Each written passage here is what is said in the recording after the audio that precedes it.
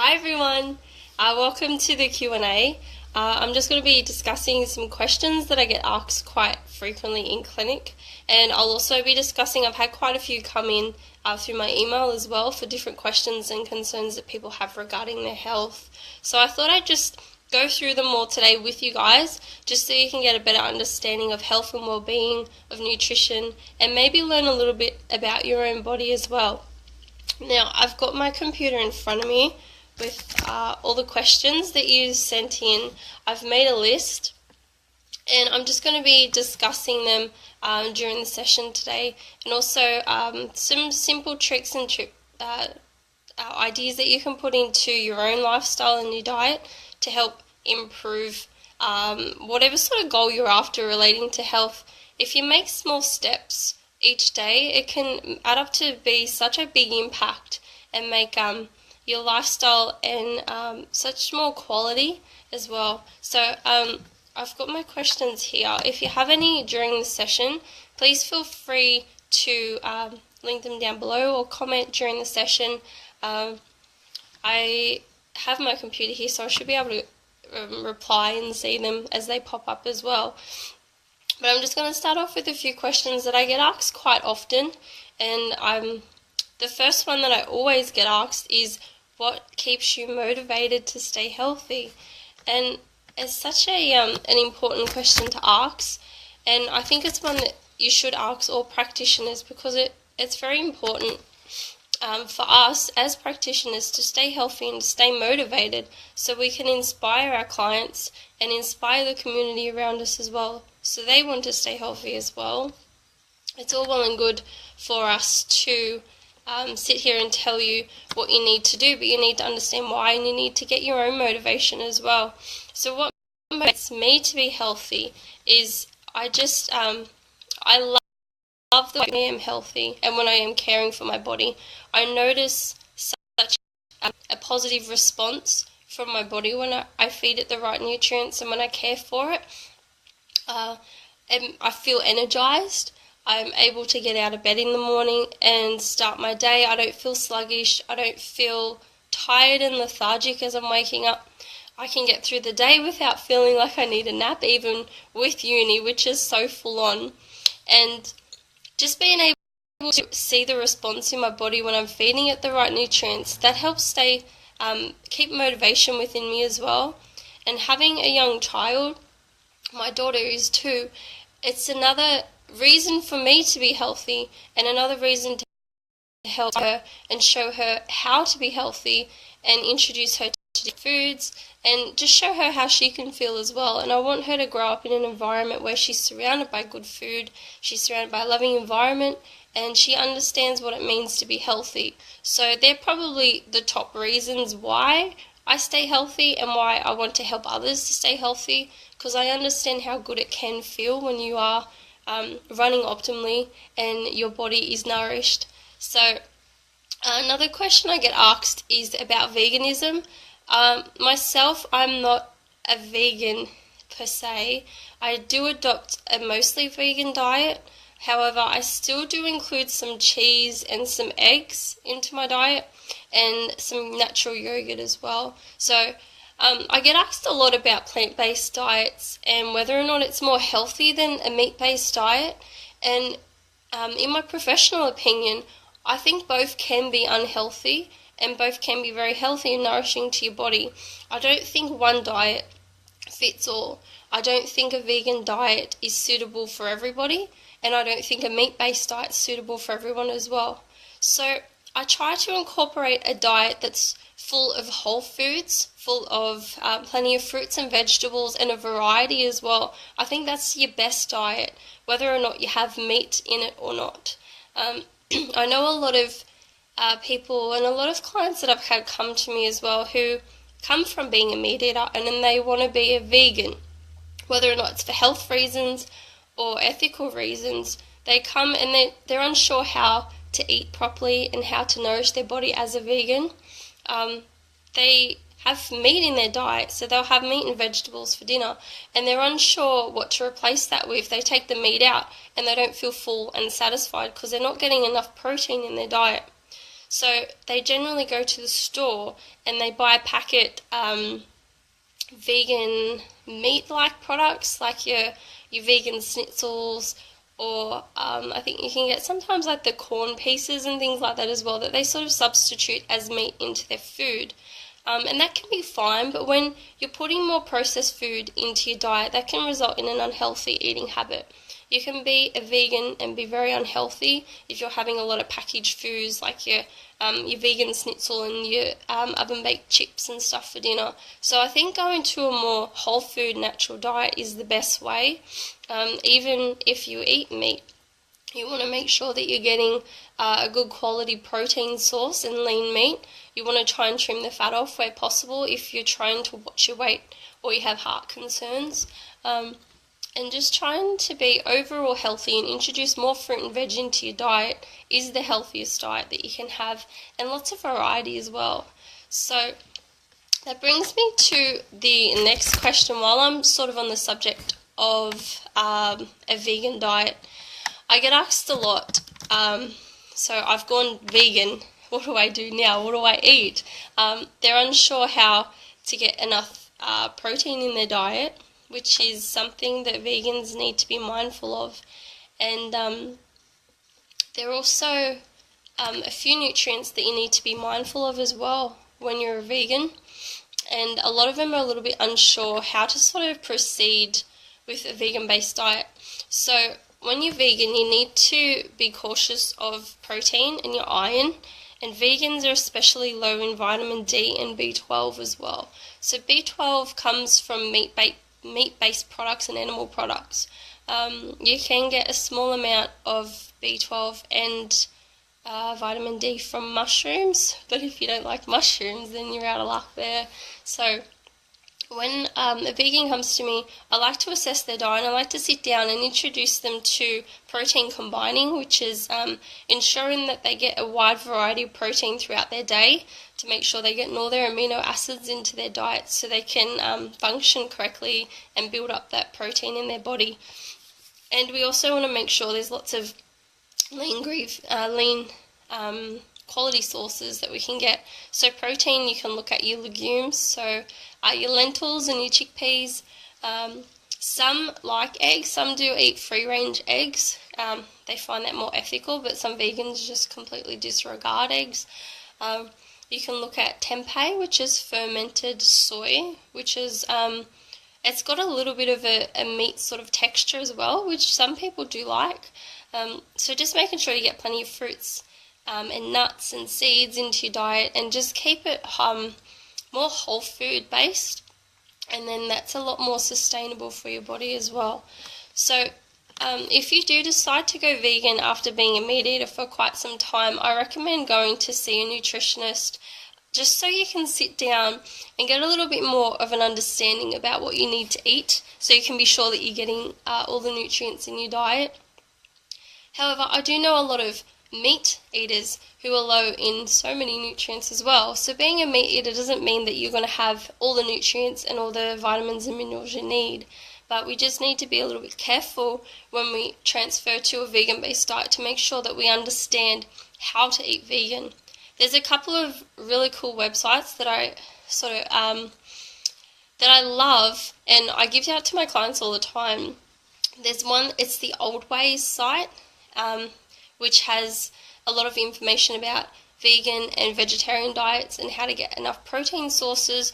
And they also have a vegan health pyramid, which shows you how many serves of, say, grains, how many serves of fruit, and how many serves of vegetables and nuts and seeds that you need in your diet to be a balanced vegan diet.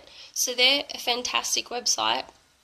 There's also the Vegetarian Society, which has a lot of information about veganism as well. So just getting a little bit of information, doing a little bit of research at home as well before you transfer yourself over. I wouldn't recommend vegan diets for children. I'm an encourager of parents know best, and I would never tell a parent not to adopt a vegan diet for their children if that's what they wished. I can only give you my professional opinion is I don't believe that they're suitable for young children. particularly once you start introducing foods into their diet upwards until about school age. I think that is such a critical time in their development. And when we start introducing food into a toddler's diet or a baby's diet, when they start to wean after they've been on the bottle or the breast milk for 6 months, you can find that their iron levels drop. When they're born, they're given their iron status from the mother and what they've sort of eaten through the pregnancy, and then they're on breast milk or formula for 6 months minimum, or some do 4 months. And once you start introducing food, you can find that their iron levels will drop once they start to adopt a bit more of a food-based diet rather than a liquid diet. And when you introduce a vegan diet, it's already low in iron, or maybe the parents are a little bit unsure how to get enough iron in a vegan-based diet for a baby. I don't think it's appropriate.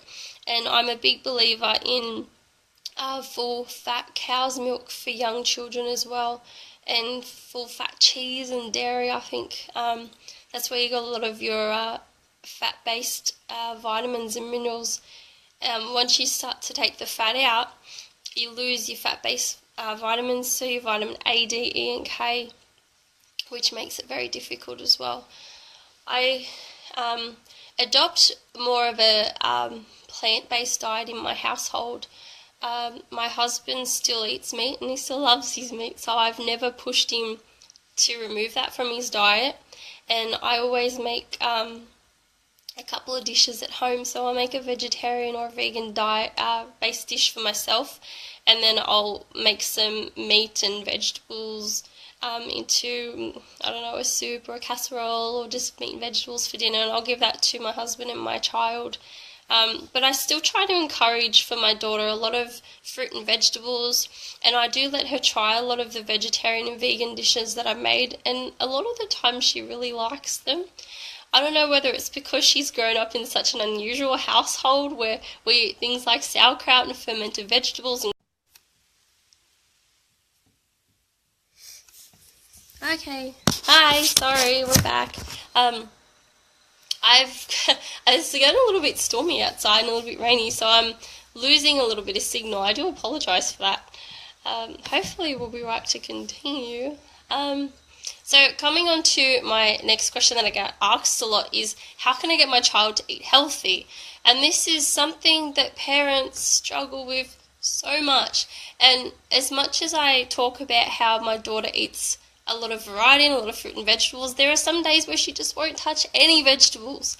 And it's so frustrating because I know best, I know what she needs to eat, and she's just refusing. She just wants biscuits or something, or cheese, or she'll just eat fruit all day. So the best advice I give parents is to calm down and relax. Your child knows best.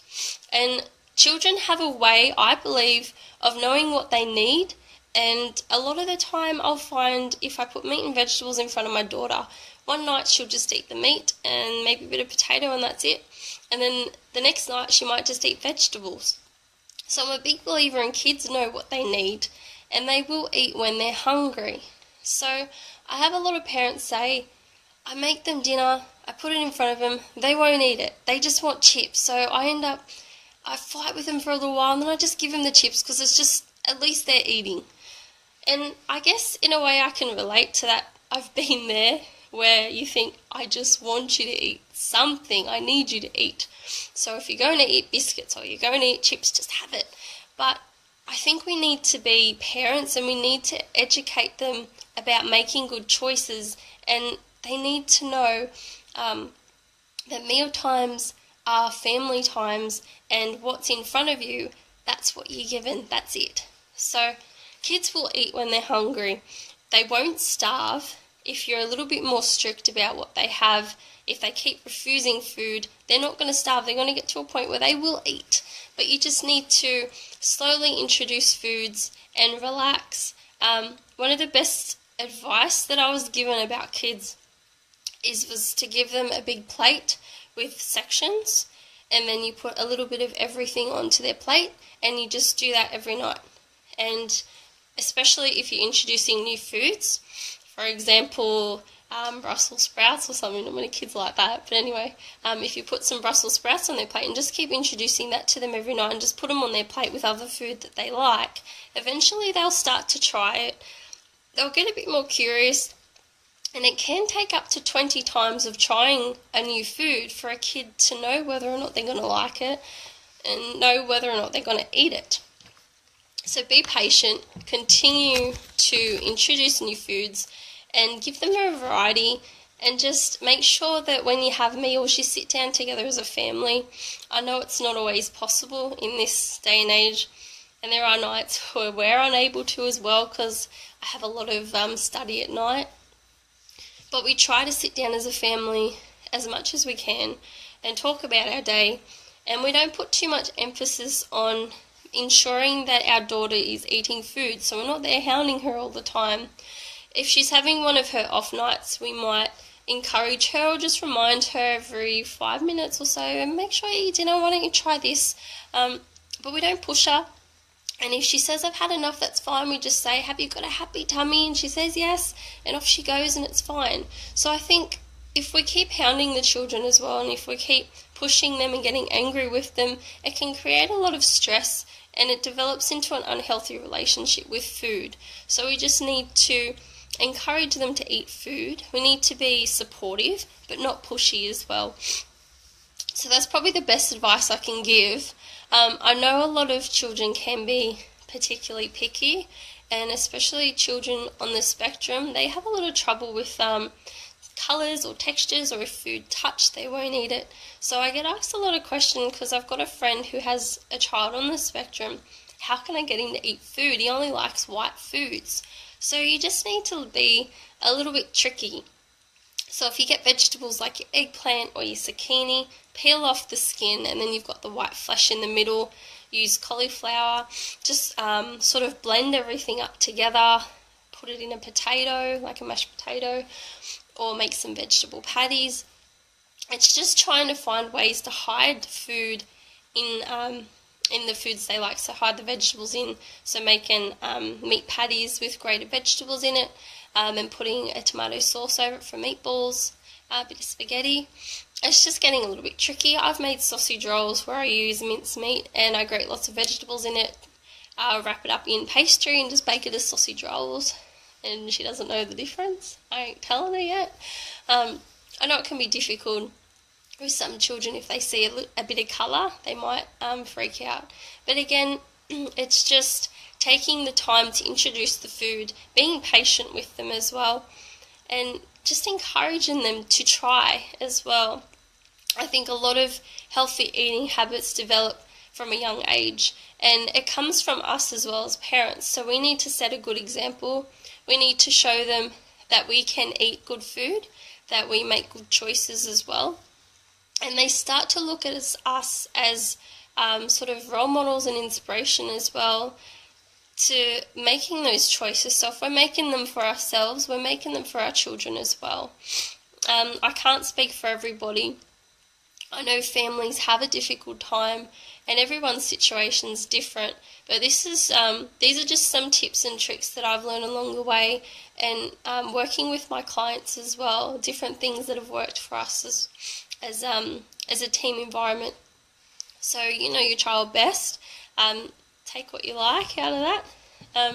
I also get asked about doing vegetable gardens and things at home, which I think is a fantastic way to get kids interested in food. We've started a vegetable garden at home, and we've got things like we've got beetroot and celery, spinach, tomatoes, snap peas, and my daughter loves picking out the little peas and the beans, and you know, it's a good way to get grubby, have a little bit of fun outside, and they learn a little bit about food and where it comes from as well.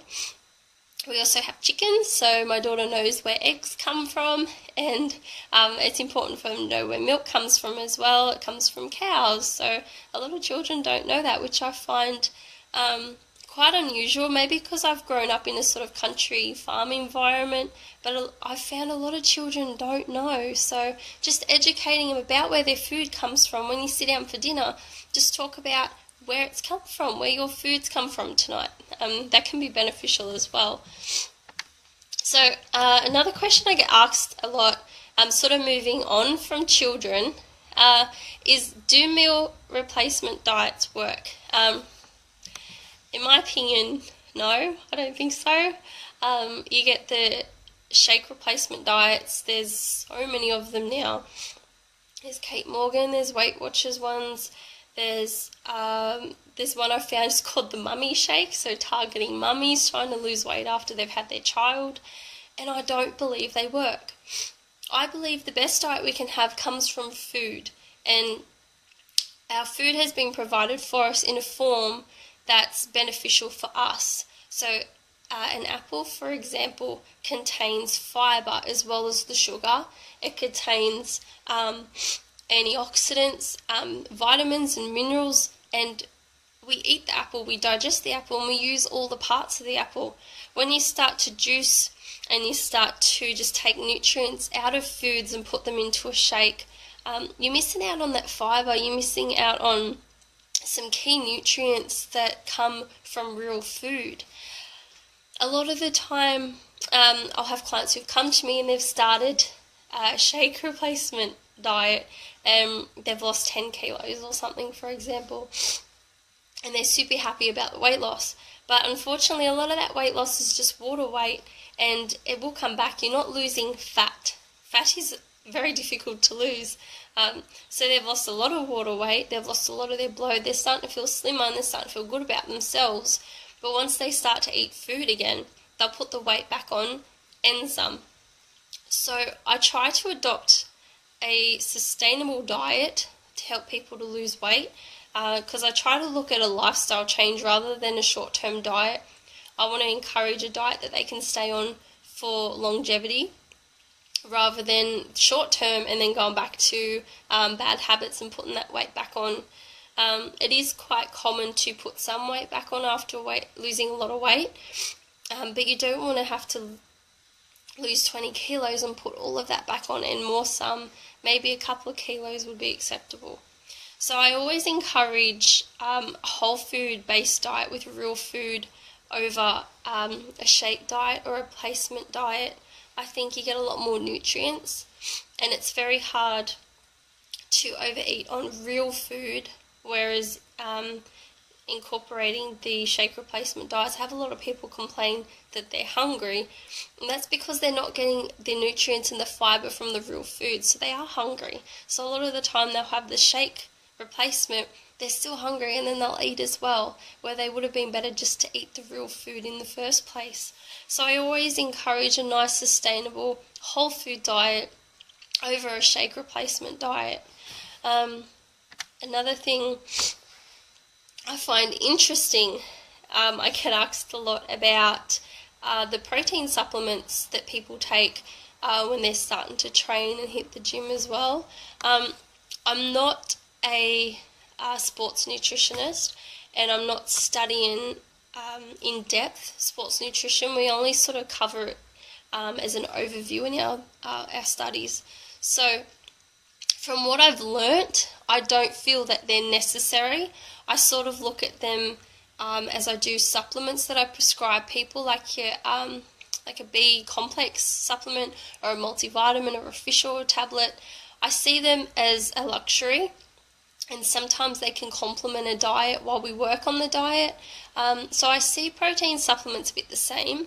I think for the majority of people, we can get enough protein in our diet, and we can get enough variety of protein in our diet that we don't need to add on the extra protein shakes that we buy.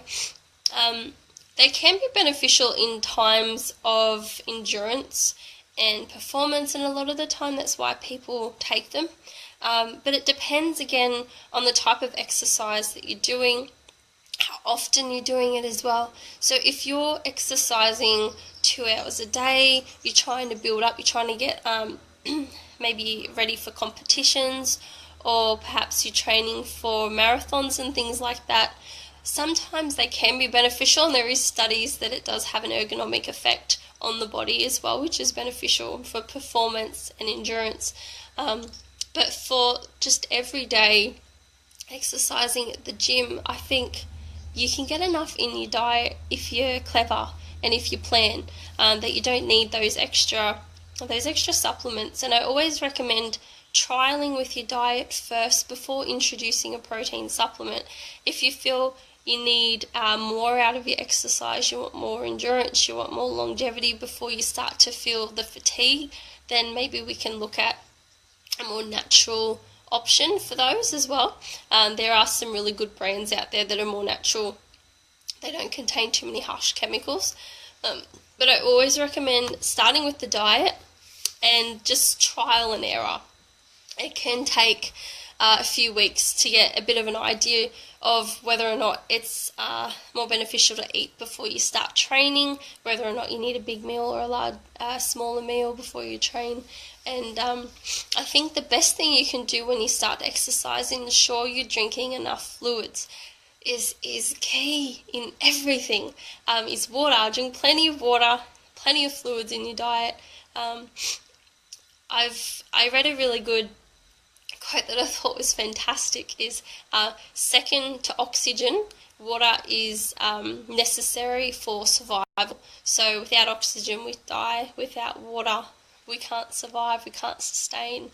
So when you start to feel thirsty, they say you're about 2% dehydrated already, and generally around 4% dehydration, that's when it can be fatal. So don't wait for that thirst to kick in. Keep drinking throughout the day. Take little sips. And this can help with your training as well. It helps lubricate everything. It helps provide a cooling system for when you're working out, to help regulate your temperature as well, so you don't overheat. So that comes to another question that I've been asked is, should I eat before exercising if I want to lose weight? I found a really good sort of reference guide from AINS, which is the Australian Institute of Sport, and they recommend fasting, like exercising in a fasted state, so about 8 hours before your exercise, results in a greater proportion of fat being used in the exercise compared to doing the same workout after having a carbohydrate sort of containing meal. However, it can be difficult to exercise harder and longer if you haven't consumed those carbohydrates before exercise, because they provide the fuel for you to exercise. So 20 minutes into your exercise, that's when your body starts to use fat as an energy storage, and that's when you start to burn the fat.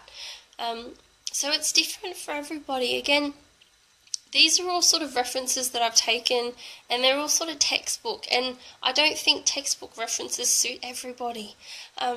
I think some people do benefit from having a little snack before they exercise, and some people don't. So some people find when they eat before exercise, they start to feel nauseous, and they start to get a tummy ache, they start to feel really heavy and lethargic, and they find it difficult to exercise. So if you're one of those people, don't eat before you exercise, just keep hydrated.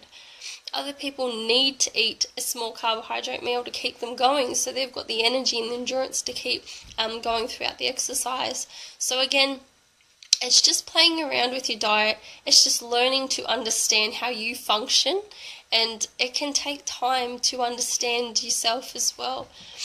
I think if trying to lose weight, I think the best thing you can do is eat a good diet, eat lots of variety, eat plenty of fruits and vegetables, and ensure you're having optimum hydration as well, and just participating in any exercise. It doesn't have to be an hour or an hour and a half block. It can be small bits throughout the day.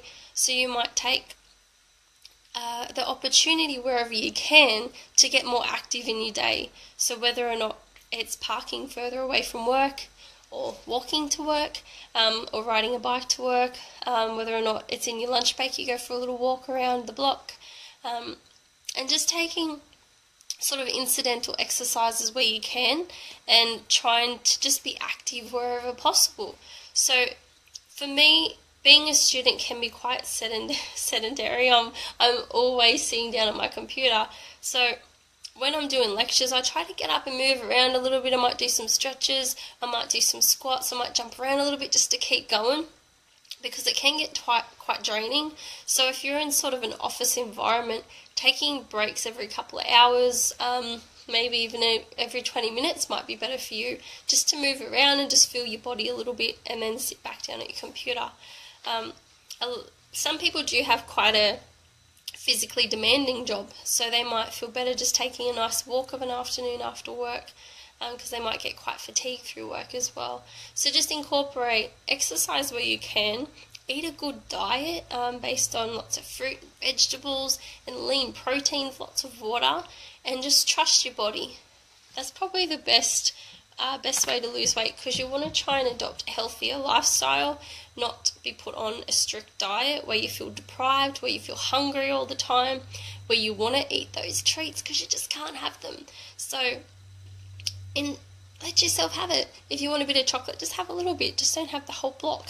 So that's another probably a lifestyle change to becoming more of a healthy weight, rather than focusing on just losing weight. So this comes to another question. I've been getting a lot of questions about weight loss. So I've been asked, are high-fat, low-carb diets best for long-term weight loss? I think there has been a lot of unnecessary demonization against carbohydrates for making us fat. And there has in the past also been demonization against fat, making us fat. I think overeating, I think eating the wrong foods make us fat.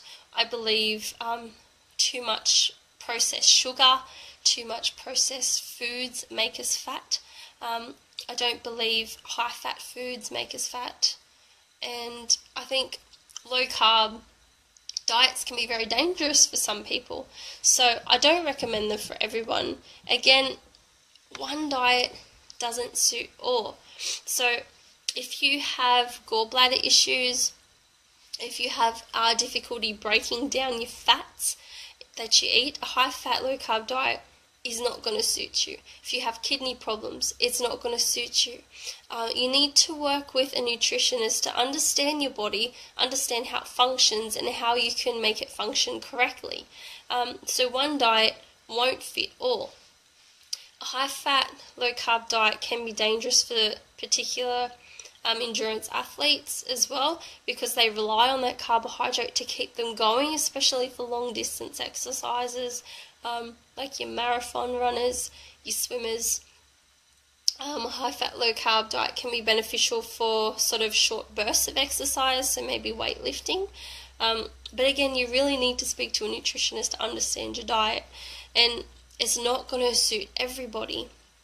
So if you want to know whether or not you're not processing or breaking down the fats correctly, you can look at your stools. So your stools will be quite mucousy. They may be a little bit of a sort of yellow colour as well.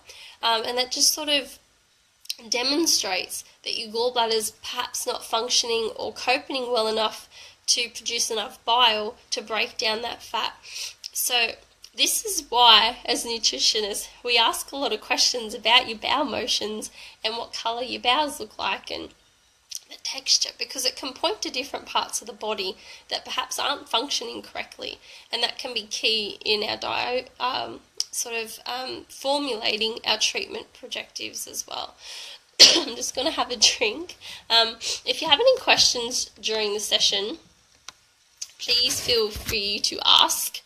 I'm just sort of going off questions that were sent to me and different questions I've been asked during consultation as well. So, excuse me. Okay, another one. How can I sleep better? Well, that's a very broad question. Without sitting down and asking you 1,000 questions about how you're sleeping now, I think a lot of people struggle to sleep well. Probably the best advice is to adopt a bedtime routine, which is something that we're quite strict on with children, and we sort of forget as we become adults. So whether or not that might be having a nice relaxing bath, and then brushing your teeth, and then just sort of having a bit of a calm down period before bed where you might read a book, or you might just close your eyes and do a bit of meditation, or even if it's just turning off technology an hour before you go to bed. So all your televisions or your phones, just turn them off and just have a little bit of quiet time before you go to bed, just so you can start to relax and your body starts to produce the neurotransmitters that you need to sleep. Also, it's different for other people. Some people sleep better when they have a small dinner, so they're not feeling so heavy and so overfull before they lay down for sleep. This can cause a lot of heartburn issues for people as well. So having a small dinner and have it a few hours before you go to bed as well can be beneficial. However, some people benefit from having a small dinner and then maybe a little snack before they go to bed to help them sleep as well. So again, it's just understanding your body. During sleep, there's so many essential vitamins and nutrients that we need to aid in neurotransmitter activity to help us calm down, help us wind down, and for our body to function correctly. So adopting a good diet can help. One that gives us all the vitamins and minerals we need for all our neurotransmitters, so we can calm down, we can go through our REM sleep and our deep sleep through the night and wake up refreshed. Some people struggle a lot with restless legs, or they move around a lot, or they're sort of agitated, and this is where I recommend a nice warm bath before bed with some Epsom salts, which are magnesium. Maybe light some candles, sit in there and read a book before bed. Also do a little bit of meditation before bed, or maybe just sit there and just sort of calm your breathing before bed. Lavender works nice, so spraying some lavender on your pillow. Perhaps have a nice herbal tea, so a nice chamomile to help you sleep. I also love sleepy time tea. It's fantastic. It's got a lot of healing herbs in it and it tastes amazing. So something like that might help you wind down for sleep. Some people might benefit from a magnesium supplement to help them relax and help their muscles and their tendons all relax and calm down so they can sleep.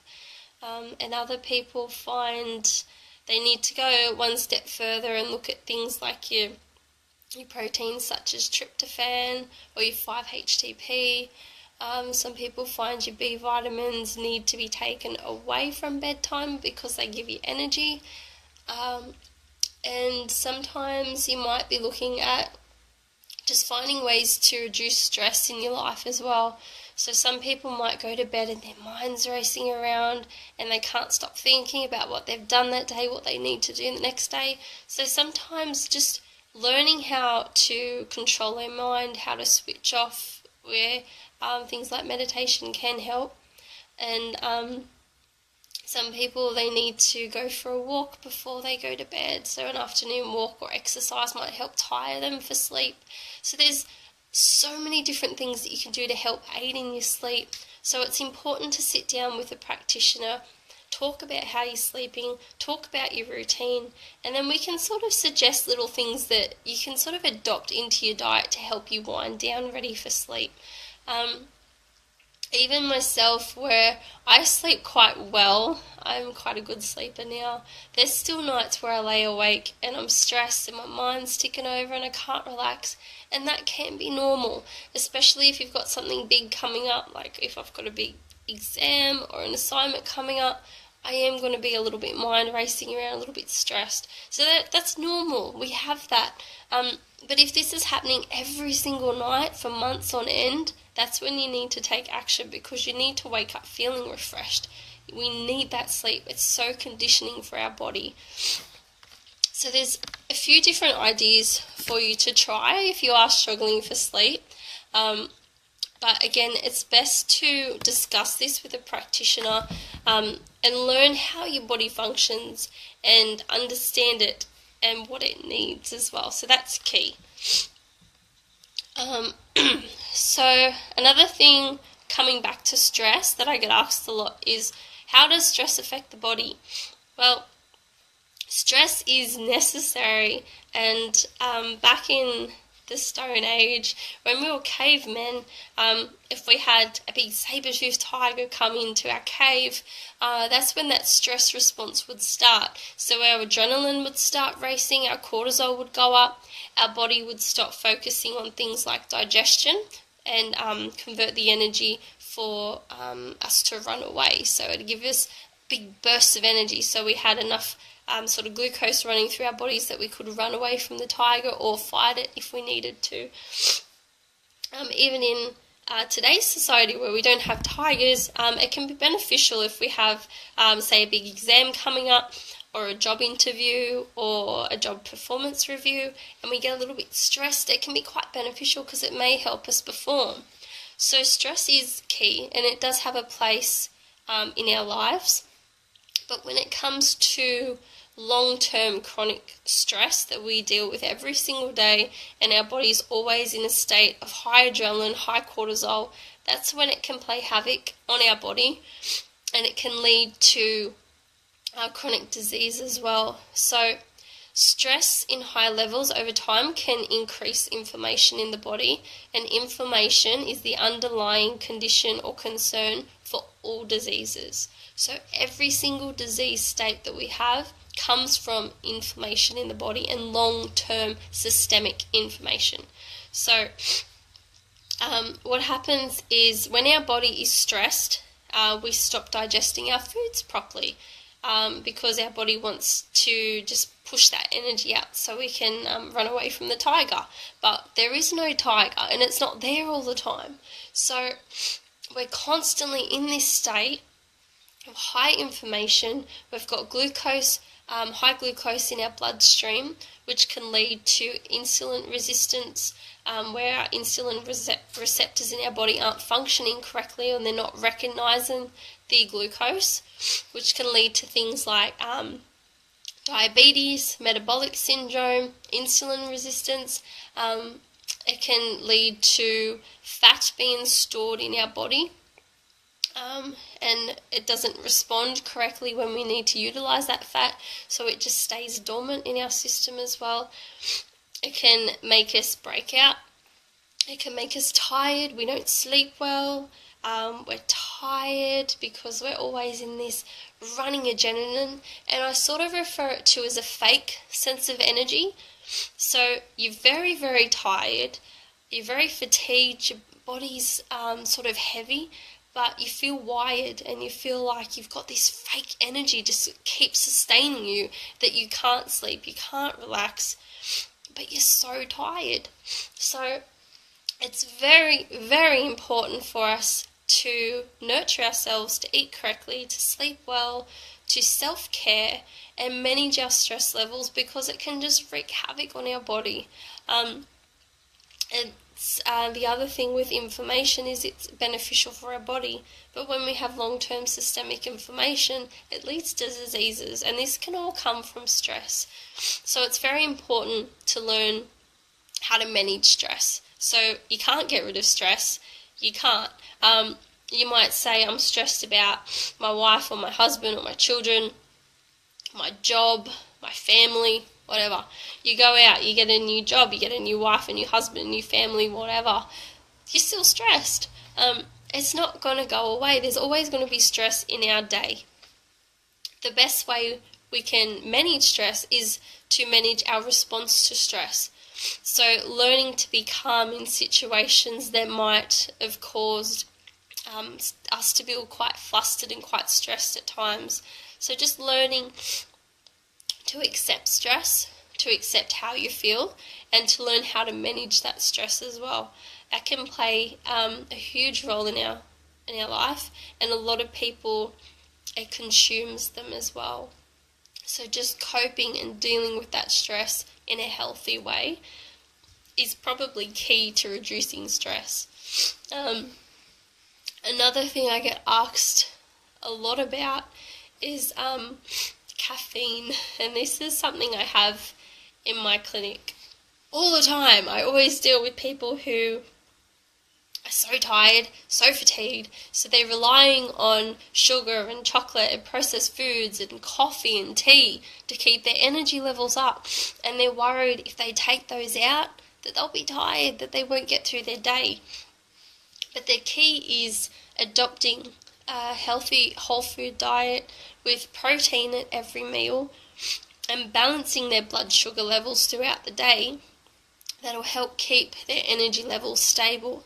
So when we have a coffee or some sort of processed sweetened food to give us a bit of energy, or even a Red Bull, our blood sugar levels rise really quickly and then they just drop. So you'll feel that sort of short burst of energy where you feel quite energized after you've eaten, and then maybe half an hour later you feel really tired and flat again, so you think, oh, I better have another coffee, or I better have another biscuit or something. So what we want to try and do is balance the blood sugar levels so our energy levels stay even, rather than jumping up and down throughout the day, because that can in itself lead to insulin resistance and diabetes in itself, as well as getting overweight and other chronic diseases as well. So we balance those blood sugars, we balance your energy levels, and you will feel like you don't need those coffees or those teas through the day. They can also be quite dehydrating. So a lot of the time I have people who come in and they're having 3 or 4 coffees a day or tea, and they have maybe a glass of water and that's it.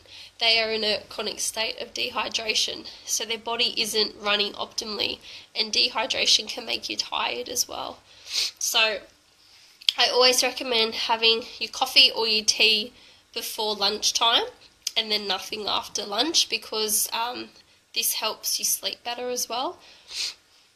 Gives you time to process the caffeine and metabolize it so you can sleep well, and introducing more water, a lot of water into your diet, and a good food based diet as well. So this can help maintain your energy levels, stop you from feeling tired, and you may not rely on those coffees anymore. So you might be able to sit down and enjoy 1 cup of coffee a day and feel happy about it, that you've been able to engage in maybe that social situation, or maybe it's quite therapeutic for you to make yourself a cup of coffee, but then you don't get tired, you don't feel fatigued in the afternoon, you don't need to have your nana nap. So it's very important, again, in balancing your blood sugar levels by eating correctly, by having frequent meals, by having protein at every meal, and ensuring you have lots of hydration as well. So this can stop you feeling so tired through the day, and it can help you sleep, which is a win-win, I think. So I've gone through most of the questions I had sent to me. I've got so many of them. I could probably talk for hours, but it's probably not beneficial for you. You've probably got a lot to take in at this time. Learning about yourself and health, it's a huge, huge topic, and there's so much to understand. Since starting my nutrition course, I've learnt so much, and I've been doing it for 2.5 years, and I think back even to last year and the knowledge I knew last year, how much more I know this year, and how much more I understand my own body as well. So it's a huge, huge topic. So taking little bits in each day, learning from people. I try to offer some hints and tips on my page. I try to reach out with my blogs and with these videos as well, just to try and help you understand a little bit more about your body and how it operates. And I think for longevity and for health of everybody, it's education. So we all just need to understand our body. We need to understand how food works in our body, how we can nourish our body, and that's going to help us in the future. And it's going to help our children and our children's children as well. But that's a whole nother topic. So I hope you've gotten something from today. I hope you've learnt something, or perhaps there's a particular question that resonated in you and you've been able to take something home from it. I will be posting this onto the page, so if you missed the session, you can watch it at a later time at your convenience, which I think is important because there's probably a lot of topics that I've discussed tonight that are beneficial for everybody, and you may need to watch it a second time because I think each time you watch it you might pick up something you missed from the first time. So if you have any more questions, or whether it's a new question or something that we've discussed today, send them through. You can link them in the comments below, or you might want to send through a message as well, and I'll try and get back to you. If you want to check out our website as well, there's a whole heap of blogs and information on there as well. There's recipes. You might find something that's quite helpful and beneficial for you there. So check it out. I'll link it on the page.